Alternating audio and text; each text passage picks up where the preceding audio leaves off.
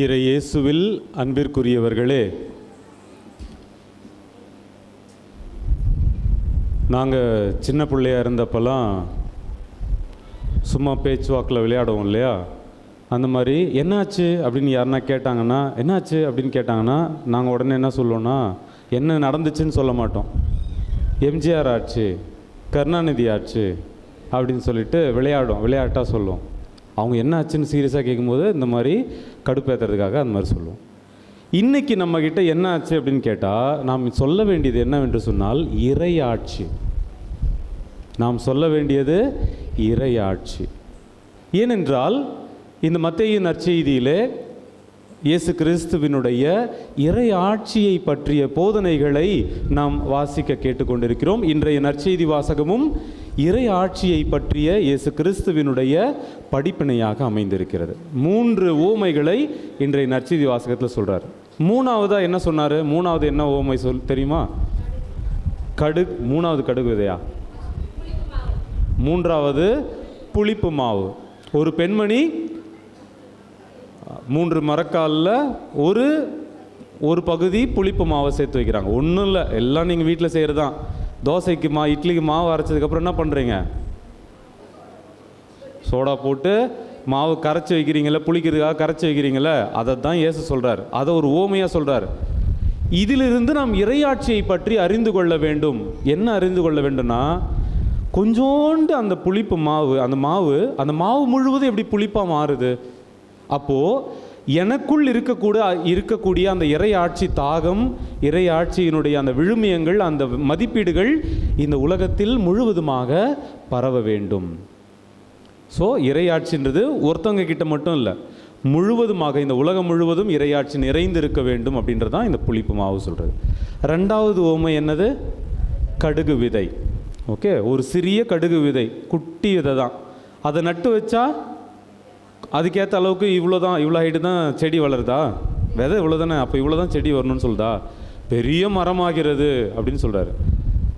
Okay, பெரிய மரமாகிறது, வானத்து பறவைகள் எல்லாம் வந்து தங்கக்கூடிய அளவுக்கு பெரிய விருட்சமாக மாறுகிறது அப்படின்னு சொல்கிறார். அப்போ சின்ன விதையிலிருந்து இவ்வளவு பெரிய மரம் வந்து பலருக்கு அடைக்கலம் கொடுக்கிறது என்று சொன்னால் அதை போல தான் இறையாட்சி. இறையாட்சி என்பது சின்ன சின்ன காரியங்களில் நிறைந்திருக்கிறது. நம்ம பேசக்கூடிய வார்த்தைகள், நாம் சிந்திக்கக்கூடிய எண்ணங்கள், நாம் எதை தேர்ந்தெடுக்கிறோம், இது எல்லாத்துலேயும் சின்ன சின்ன விஷயம்தான், எல்லாத்துலேயுமே இறையாட்சி கலந்திருக்கிறது. ஓகே, இந்த இறையாட்சின்னு சொல்கிறீங்களே அப்படின்னா என்ன அப்படின்னு ஒரு கேள்வி வந்துச்சுன்னு சொன்னால், பவுலடிகளார் மிக தெளிவாக தன்னுடைய கடிதத்திலே கூறுகிறார், அன்பு, உண்மை, நீதி. சேர்ந்து சொல்லுங்க. அன்பு, உண்மை, நீதி. இந்த 3ம் தான் இறையாட்சியினுடைய அடித்தளம், கடக்கால். ஓகே, இந்த 3ம் தான் இறையாட்சியினுடைய அடித்தளம். அன்பு, உண்மை, நீதி. இந்த 3ம் தான் இறையாட்சியினுடைய அடித்தளம் என்று பவுலடிகளார் மிக தெளிவாக நமக்கு கூறுகிறார். அப்போது இந்த இறையாட்சியை நாம் உலகிலே நிறைவாக நிறைந்திருக்க நாம் பணியாற்ற வேண்டும். 2வது, சின்ன சின்ன காரியங்கள், நமது அன்றாட வாழ்க்கையில் நாம் செய்யக்கூடிய சின்ன சின்ன காரியங்களில் இந்த இறையாட்சி பிரதிபலிக்கப்பட வேண்டும். மிக மிக முக்கியமானது. இன்னைக்கு சொல்லப்பட்ட முதல் ஓமை ரொம்ப பெருசு. அதை இயேசு எக்ஸ்பிளைனும் பண்ணுறாரு இல்லையா? என்ன சொல்கிறாரு? விதைப்போர் போய் விதைக்கிறார். என்ன விதைக்கிறாரு? கோதுமை விதைக்கிறாரு. ஆனால் யார் வந்து களைகளை விதைக்கிறது? பகைவர் அப்படின்னு. ஸோ இது எல்லாத்தையுமே அவரே எக்ஸ்பிளைன் பண்ணுறார் இல்லையா? இந்த நிலம் என்பது இந்த உலகம், அதில் விதைப்பவர் கடவுள். நல்ல விதைகள் வந்து இறை ஆட்சிக்கு உட்பட்ட மக்கள், கடவுளுடைய பிள்ளைகள். இந்த கெட்ட விதைகள் அல்லது களைகள் அப்படின்னு சொன்னாக்கா சாத்தானினுடைய பிள்ளைகள் அப்படின்னு சொல்கிறாரு. இப்போ அறுவடை அப்படின்றது எதை குறிக்கிறதுனா, இந்த உலகத்தினுடைய இறுதி நாள், ஓகே, தீர்ப்பு நாளை குறிப்பிடுகிறது. அப்போ அந்த அறுவடை செய்யக்கூடியவர்கள் யாருன்னா வானதூதர்கள். அறுவடை செய்து இந்த கோதுமையெல்லாம் களஞ்சியத்தில் சேர்ப்பாங்கன்னா அவங்களாம் மோட்சத்துக்கு போவாங்க. இந்த பதர் அல்லது களைகளை எல்லாம் நெருப்பிலிட்டு எரிப்பார்கள்னு சொன்னால் அவங்களாம் நரகத்துக்கு போவாங்க அப்படின்றத எக்ஸ்பிளைன் பண்ணுறாரு. இப்போ ஒரே ஒரு கேள்வி என்ன அப்படின்னு சொன்னால், நம்ம எல்லாருமே விவசாயம் செய்கிறோம்ல, நெல் போடுறோம், கடலை விதைக்கிறோம், இன்னும் பல பயிர்களை செய்கிறோம். யாராவது களை எடுக்காமல் விடுவோமா? நெல் நாற்று நட்டுட்டீங்க, களை எடுக்காமலே விட்டுட்டா பயிர் நல்லா வருமா? வராது. களை எடுக்கும்போது பயிர் டேமேஜ் ஆகுமா? நமக்கு தெரியும் இல்லையா, எப்படி டேமேஜ் ஆகாமல் பயிரை சேதம் பண்ணாமல் எப்படி களை எடுக்கணும்னு எல்லாருக்குமே தெரியும். அப்போது விவசாயிகளுக்கு அது தெரியும். அப்போ இயேசு களைகளையும் வளர விடுங்கள் அப்படின்னு சொல்கிறதுக்கு என்ன அர்த்தம்னு சொன்னால், அவர் விவசாயத்தை பற்றி பேசலை. இந்த கோதுமை போட்டிங்கன்னா பக்கத்தில் களை வந்தால் அதையும் வளர விடுன்னு விவசாயத்தை பற்றி பேசலை. எதை பற்றி பேசுகிறார் என்று சொன்னால், நமது வாழ்க்கையை பற்றி பேசுகிறார், இந்த உலகத்தை பற்றி பேசுகிறார். நீங்கள் ஒரு இடத்துல படிக்கிறீங்க, ஒரு இடத்துல பணி செய்கிறீங்க, ஒரு சமூகத்தில் வாழ்ந்து கொண்டு இருக்கிறீர்கள் என்று சொன்னால், உங்களை சுற்றி பல கெட்ட விஷயங்கள் இருக்கும், தீய மனிதர்கள் இருப்பார்கள். அவங்களெல்லாம் ரிமூவ் பண்ணுங்க. என்னை சுற்றி யாருமே கெட்டதாக இருக்கக்கூடாது, என் சூழ்நிலை கெட்டதாக இருக்கக்கூடாது, அப்போ தான் நான் இறையாட்சிக்கு உட்பட்ட மனிதனாக வாழ்வேன். வாய்ப்பே இல்லைன்றது தான் இயேசு சொல்கிறார். நீங்கள் இந்த உலகத்தில் வாழ்கிறீர்கள் என்று சொன்னால், தீயோனின் மக்கள் உங்களை சுற்றி இருப்பார்கள். அவர்கள் நடுவிலும் நீங்கள் நல்ல பயிர், கனி தரக்கூடிய பயிராக வளரத்தான் வேண்டும்.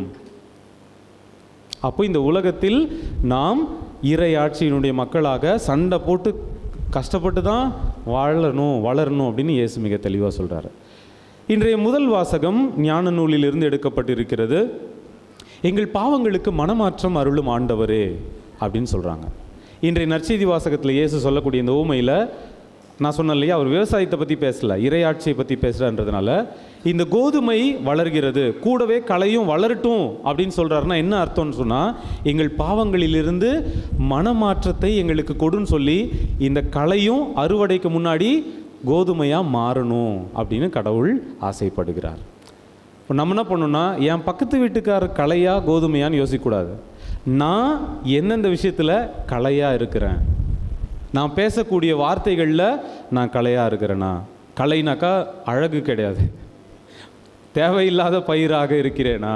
கெட்டவனாக இருக்கிறேனா? என்னுடைய சிந்தனையில் நான் கெட்டவனாக இருக்கிறேனா? என்னுடைய செயல்பாடுகளில் எது எது இறையாட்சிக்கு உட்படாத விதமாக இருக்கிறது? எனக்குள் எது கோதுமை எது களை என்பதை நான் பிரித்து பார்க்க வேண்டும். அறுவடைக்கு முன்பாக இந்த களையெல்லாம் குறைச்சிட்டு, களையெல்லாம் ரிமூவ் பண்ணி அதையெல்லாம் நல்ல காரியங்களாக, இறையாட்சிக்கு உட்பட்ட காரியங்களாக நாம் மாற இறைவன் நமக்கு அழைப்பு விடுக்கிறார். அந்த பொறுமையை இறைவன் கொடுக்கிறார். சரி, இதை நான் எப்படி செய்கிறது? ஒரு சின்ன கதை. இன்றைக்கி நற்செய்தியிலே பெரிய கதை வந்துருச்சு, அதனால் சின்ன கதை சொல்கிறேன். இந்த கதை நான் ஏற்கனவே சொல்லியிருக்கிறேன், நிறைய இடத்துல சொல்லியிருக்கிறேன், இங்கேயும் சொல்லியிருக்கிறேன். ஒரு தாத்தா ஒரு பேரனுக்கு கதை சொல்லிகிட்ருக்கிறாரு. ஓகே, தாத்தா ஒரு பேரனுக்கு கதை சொல்லிகிட்ருக்கிறார். அப்படி கதைலாம் சொல்லிகிட்டு இருக்கும்போது அந்த தாத்தா அவன்கிட்ட ஒரு கேள்வி கேட்குறாரு. ஒரு ஊரில் ஒரு ஓநாயும் ஒரு ஆடும் இருந்துச்சு. ஒரு ஊரில் ஓநாயும் ஆடும் இருந்துச்சு. இப்போ நீ தான் அந்த ஊரில் அந்த ஓனாயும் வச்சுருக்க, ஆடும் வச்சுருக்க. இது ரெண்டுக்கும் சண்டை வச்சா எது ஜெயிக்கும்? எது ஜெயிக்கும்? ஓனாய் தான் ஜெயிக்கும் அப்படின்னு அந்த பையன் சொன்னான். நல்லா யோசித்து சொல்லு அப்படின்னு அந்த தாத்தா சொன்னார். இல்லை தாத்தா, ஓனாய் ஒரே கடி கடிச்சு அந்த ஆட்டை சாவடிச்சிடும். ஆடு கடிக்கவே கடிக்காது, அது கடிச்சாலும் பெரிய காயெல்லாம் ஆகாது, அது முட்டினாலும் ஓனாய் எஸ்கேப் ஆகிடும். அதனால் கண்டிப்பாக ஓனாய் தான் ஜெயிக்கும் அப்படின்னு சொன்னாராம். உடனே அந்த தாத்தா கேட்டார், சப்போஸ் நீ ஆட்டுக்கு நல்ல வளமான தீனி கொடுத்து வளர்க்குற, ஓனாய்க்கு தீனியே போடலை, பட்டினியாக போட்டு கட்டி வைக்கிற, பச்சை தண்ணி கூட காட்டலாது, இப்போ ரெண்டுக்கும் சண்டை வச்சா எது ஜெயிக்கும்? ஆடு தான் ஜெயிக்கும். இது பசியில் மயக்கத்தில் இருக்குது, ஒரே முட்டுனா கதி கலங்கி ஆள் மறுகையா. அப்போ யார் ஜெயிப்பா? ஆடு தான் ஜெயிக்கும். அப்போ இதில் யார் பலசாலி என்பதை எது தீர்மானிக்குதுன்னா, ஆடாக பிறந்துட்டேன் அதனால் நான் பலசாலி கிடையாது, நான் ஓனாயாக பிறந்துட்டேன் அதனால் நான் பலசாலி. இது தவறான ஒரு கருத்து. அப்போ அந்த தாத்தா அந்த பேரங்கிட்ட சொன்னாராம், பேரா, இந்த உலகத்தில் ஓனாய் ஜெயிக்குமா ஆடு ஜெயிக்குமான்னு கேட்டால், நீ எதற்கு தீனி போட்டு வளர்க்குறியோ அதுதான் ஜெயிக்கும் அப்படின்றது தான் பதில். நீ எதுக்கு தீனி போட்டு வளர்க்குறியோ அதுதான் ஜெயிக்கும். அப்போது நான் இறையாட்சிக்கு உட்பட்ட மனிதனாக இருக்கிறேனா அல்லது இறையாட்சிக்கு எதிரான ஒரு கலையாக இருக்கிறேனா அப்படின்னு கேள்வி கேட்டால், நான் இதில் எதுக்கு என்னுடைய வாழ்க்கையில் முக்கியத்துவம் கொடுக்குறேன் அப்படின்றது தான் பதிலாக அமைகிறது. நான் என்னுடைய வார்த்தைகளிலும் என்னுடைய சிந்தனைகளிலும் என்னுடைய செயல்பாடுகளிலும் இறை ஆட்சியினுடைய விழுமியங்களாகிய அன்பு, உண்மை, நீதி இவற்றுக்கு நான் முக்கியத்துவம் கொடுக்குறேன் அப்படின்னு சொன்னால் நான் இறையாட்சிக்குட்பட்ட மனிதனாக வாழ்வேன். இறையாட்சி என்னுள் ஜெயிக்கும்.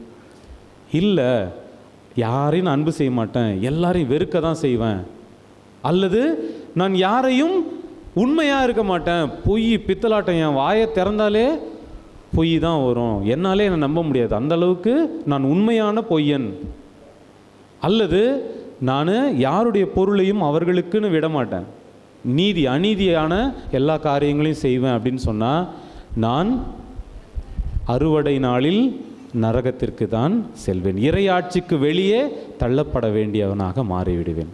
இப்போ இன்றைய 2ஆம் வாசகம் இங்கு தான் நமக்கு பதில் சொல்கிறது. இப்போ நான் இறையாட்சிக்கு உட்பட்ட மனிதனாக வாழ வேண்டும், நான் இறையாட்சியுடைய விழுமியங்களை எனது வாழ்வில் வளர்க்க வேண்டும் என்று சொன்னால் நான் இறைவனோடு இணைந்திருக்க வேண்டும், இறைவனின் அருளை பெற்று இந்த உண்மை, நீதி, அன்பு இவற்றில் நான் வளர வேண்டும். எப்படி வளருவ?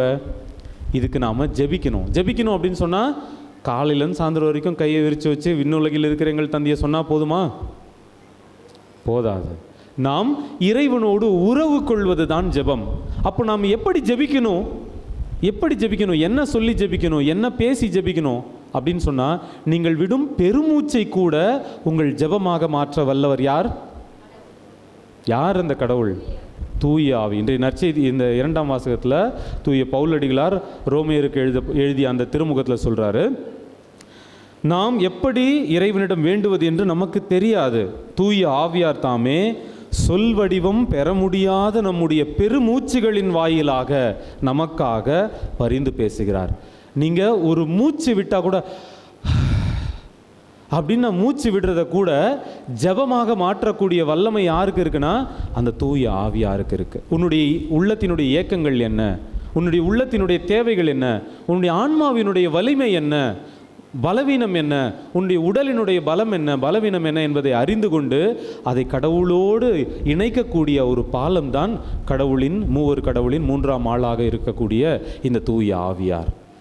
அப்போது நாம் மூச்சு விடுவதே ஜெபமாக மாற வேண்டும். அப்படின்னா நாம் என்ன பண்ணணும்னா தூய ஆவியாரோடு ஒரு நட்புறவில் இருக்க வேண்டும். பல நேரங்களில் நாம் தூய ஆவியாரை மறந்து விடுகிறோம். அன்றாடம் நாம் கரங்களை உயர்த்தி தூய ஆவியாரோடு ஜெபிக்க வேண்டும். இப்படி ஜெபத்தில் ஈடுபடும் பொழுதுதான், அவரோடு உரையாடும் பொழுதுதான், அவரை நமக்கு துணைக்கு அழைத்து கொண்டே இருக்கும் பொழுதுதான் அந்த தூய ஆவியானவர் நமது மூச்சு காற்றையும் ஜெபமாக மாற்றக்கூடிய வல்லமை உள்ளவர். அப்போ நமது மூச்சு காற்றும் ஜெபமாக இருக்குன்னு சொன்னால் எனது உள்ளத்தில், எனது வார்த்தையில், எனது வாழ்க்கையில் இருக்கக்கூடிய இறையாட்சிக்கு தேவையில்லாத கலைகளை எல்லாம் நான் நீக்கிவிட்டு முழுமையான 30 மடங்கு 60 மடங்கு 100 மடங்கு பலன் தரக்கூடிய ஒரு நல்ல பயிராக, நல்ல கனி தரக்கூடிய ஒரு கடவுளின் பிள்ளையாக, இறையாட்சியின் பிள்ளையாக நான் வாழ முடியும்.